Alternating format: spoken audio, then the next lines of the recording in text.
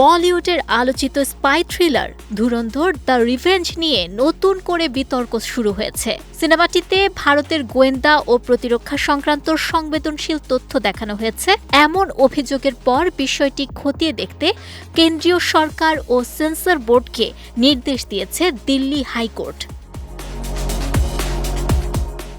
হিন্দুস্তান টাইমসের এক প্রতিবেদনে বলা হয়, ২০ মে দায়ের হওয়া এক জনস্বার্থ মামলার শুনানিতে প্রধান বিচারপতি ডি.কে. উপাধ্যায় ও বিচারপতি তেজাস কারিয়ার বেঞ্চ বলেন, আবেদনকারীর উদ্বেগ পুরোপুরি অমূলক নয়।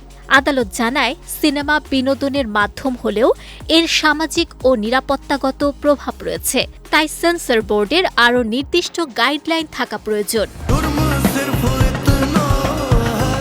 আদালত তথ্য ও সম্প্রচার মন্ত্রণালয় এবং সেন্ট্রাল বোর্ড অব ফিল্ম সার্টিফিকেশনকে পুরো রিট আবেদনটি আনুষ্ঠানিক প্রতিনিধিত্ব হিসেবে বিবেচনা করে যথাযথ সিদ্ধান্ত নেয়ার নির্দেশ দিয়েছেন।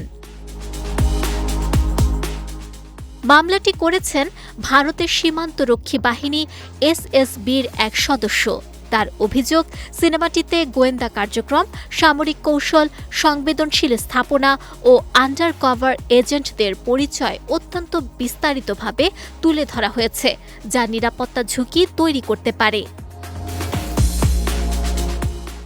আদিত্য ধর পরিচালিত এ সিনেমায় প্রধান চরিত্রে অভিনয় করেছেন রণবীর সিং। এছাড়া গুরুত্বপূর্ণ ভূমিকায় রয়েছেন অক্ষয় খান্না। ২ পর্বে মুক্তি পাওয়া ধুরন্ধর সিরিজের প্রথম কিস্তি ২০২৫ সালের ডিসেম্বরে এবং দ্বিতীয় পর্ব ধুরন্ধর দ্য রিভেঞ্জ ২০২৬ সালে মার্চে মুক্তি পায়।